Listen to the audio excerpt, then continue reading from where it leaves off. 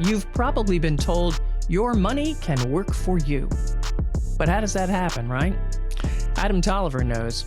Adam, you say money actually has 3 jobs. You better explain that. Sure. Yeah. So the first thing is you want to think about every dollar that you earn as sort of a soldier in your freedom fighting army. I can't take credit for that, but I love the way that it sounds because I think there's a lot of truth to it. But every dollar that you earn as it comes in the door, it's going to do one job at least, and you need to put it to work. The question is, what are the available jobs in this scenario? And I really only think that there are 3. So you can either use money that you earn to consume and save. You can use it to protect, or you can use it to grow and accumulate.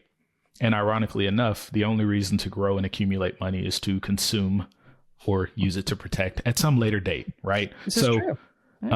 At the end of the day, your money is always going to be in a cycle of doing these 3 things. And ironically enough, we just recently talked about money and time. Well, that cycle is kind of the cycle that your money goes through the cycle of time. It's either going to be consumed right away. It's going to be used to protect you so that you can continue to consume, or it's going to be used to grow later so that it can be consumed later.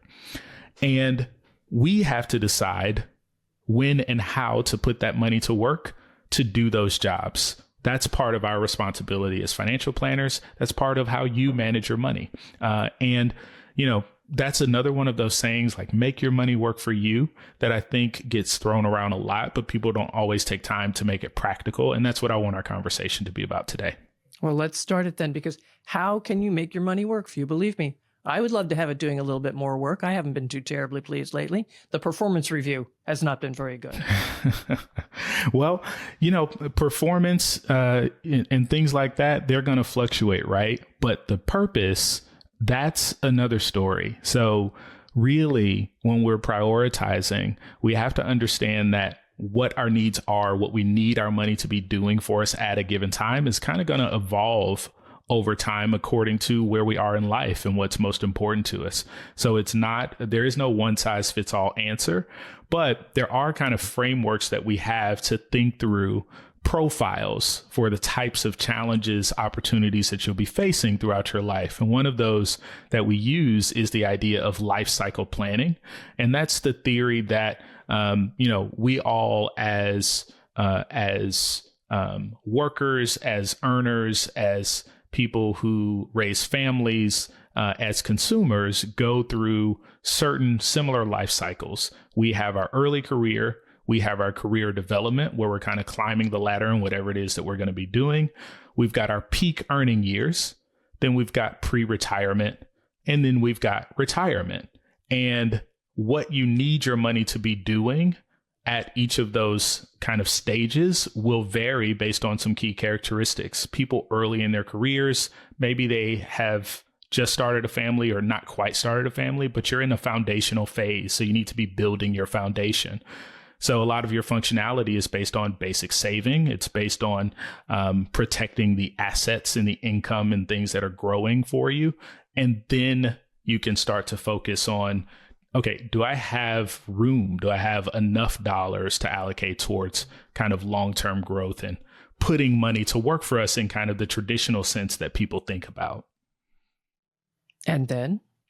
Yeah. And then after that, you move into career development. And I think, Patrice, at some point we've talked about this. I'll need to check our episodes, but I know we've talked about in the early going in your career, this early career phase and the career development phase, that part of people's lives tends to be sort of a parade of never ending large expenses where people are just getting established. So, you come out of college, maybe you meet a partner and you guys are starting a family. You've got a house to pay for. You've got weddings to pay for. You've got children in daycare, right? All of these things. And you're kind of attacking everything as it comes.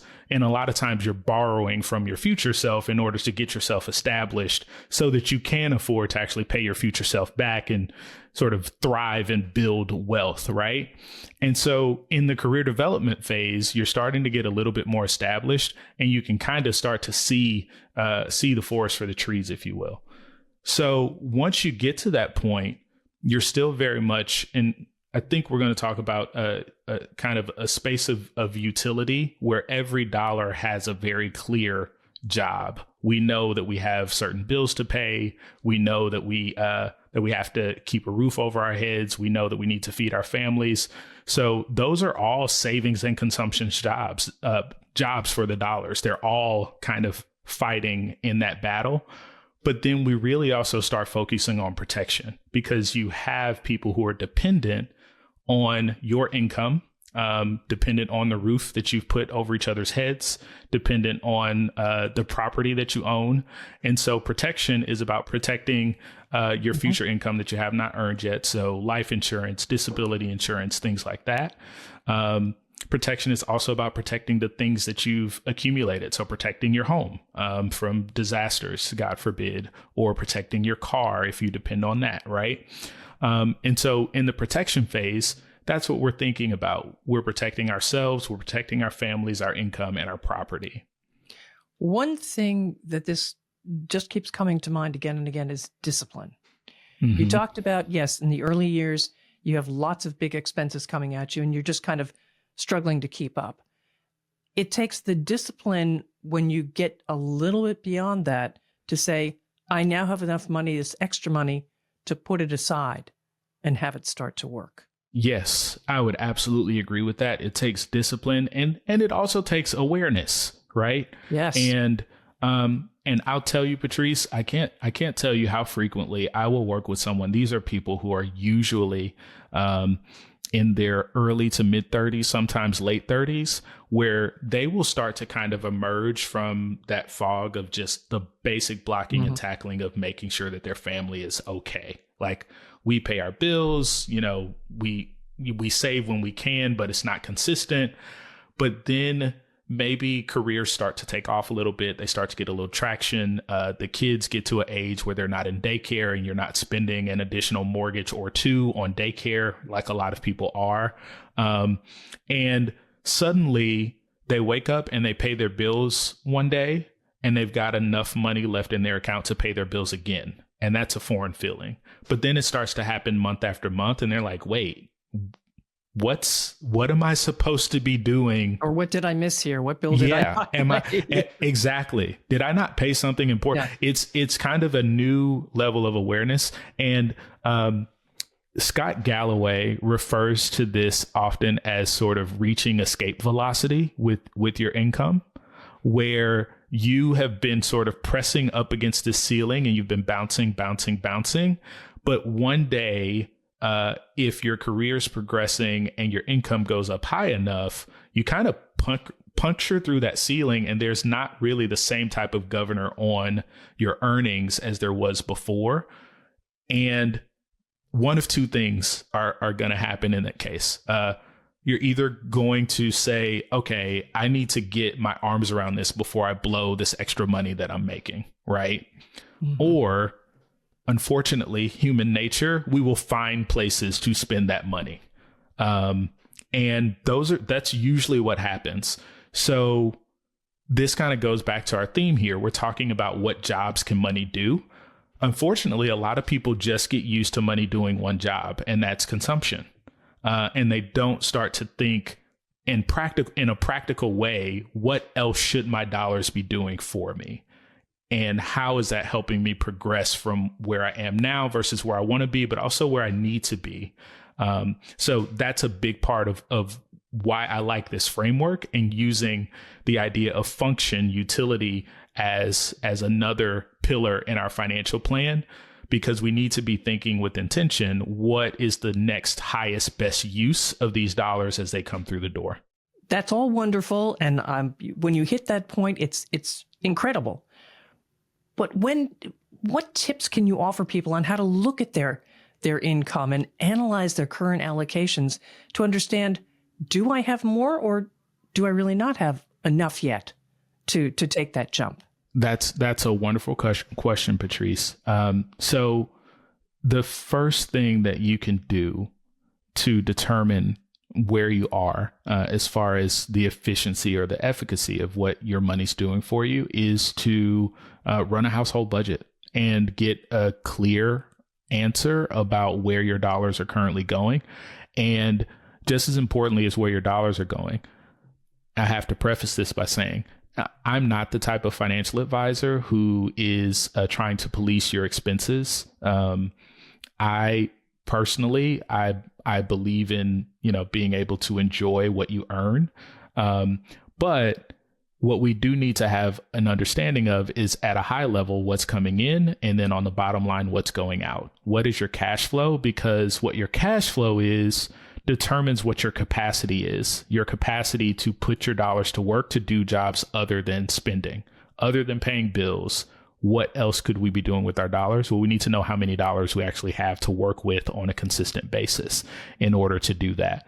And so getting a good understanding of your month-to-month cash flow, what is the absolute bare minimum needed to run your life month to month, and how much money are we making above and beyond that? That's where the answer starts to come in. And then almost every other function that we're trying to figure out will be shaved off the top from that number. And we will start to readjust what our overall lifestyle is based on that, hopefully without too much kicking and screaming, right? Because you mentioned discipline. We don't want to put people in a position where they can't sustain a new sort of modus operandi for their financial life. But we need to have a good understanding of what our obligations are, what our responsibilities are, what our liabilities are, so that we can actually put the money to work in an efficient way. All right. And that's a very good point. Some people go overboard and say, yes, I can save this. I can do this. And they cut back to the point where it hurts so much. It's painful. It's painful. And then they blow it all. They just go off the cliff. It's got to be a sustainable practice. And there is sort of a virtuous cycle of trust that you build with yourself. Once you get into the habit of accumulating, saving, investing, and you're consistent and you start to reap the benefits of it in your life, you start to get more comfortable. But I would prefer that we start conservatively, right? So an example would be if we do a budget and we look at your cash flow and we actually find that, hey, you've got capacity to save an extra $4,000 a month above and beyond what you're doing in your 401k or any other places that we're saving. You have capacity to do $4,000 a month.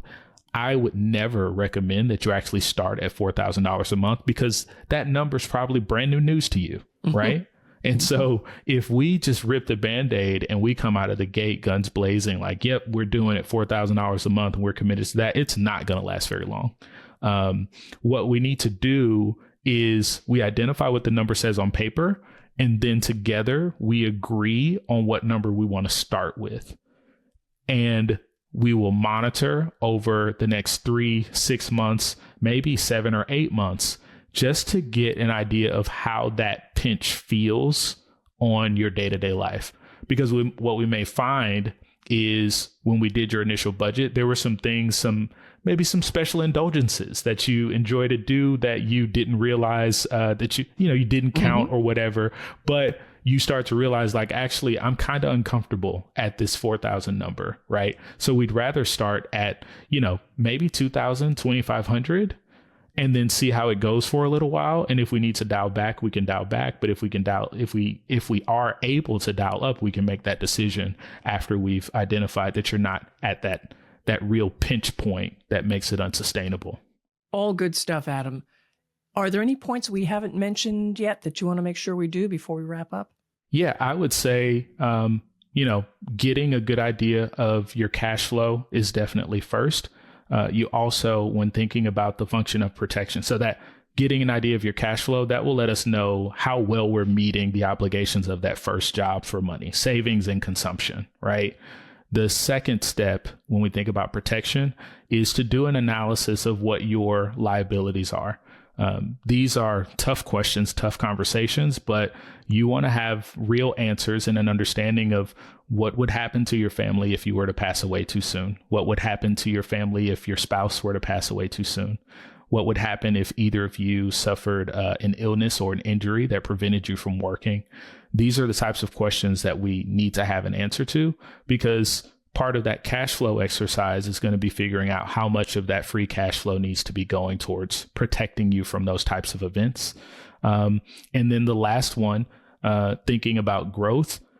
Once we've really shaved off those first two obligations, we've got a great understanding of what we can afford to really kind of let it fly, reaching that escape velocity that I mentioned Scott Galloway talks about, where we have an opportunity to really focus on building wealth because we do not need these dollars in the present day, so we can send them off to do their job. That's how we get money to work for us.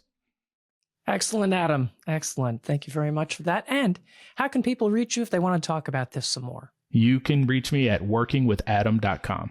All right. Make sure your money is working for you. And make sure you follow and share this podcast from Adam Tolliver. I'm Patrice Sikora, and thanks for being with us.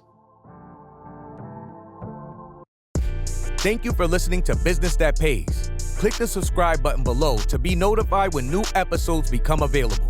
The information covered and posted represents the views and opinions of the guest and does not necessarily represent the views or opinions of the Artisan Financial Strategies or Eagle Strategies LLC, a registered investment advisor.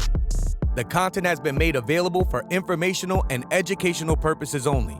The content is not intended to be a substitute for professional investing advice. Always seek the advice of your financial advisor or other qualified financial professional provider with any questions you may have regarding your investment strategies. Adam Tolliver, registered representative offering securities through NY Life Securities LLC, member FINRA SIPC, a licensed insurance agency. 1125 Cambridge Square, Suite C, Alpharetta, Georgia, 30009, 404-210-9311. Financial advisor offering investment advisory services through Eagle Strategies LLC, a registered investment advisor. NY Life Securities LLC and Eagle Strategies LLC are New York Life companies. Artisan Financial Strategies LLC is not owned or operated by NY Life Securities LLC or its affiliates. Neither Artisan Financial Strategies LLC nor its advisors provide tax, legal, or accounting advice.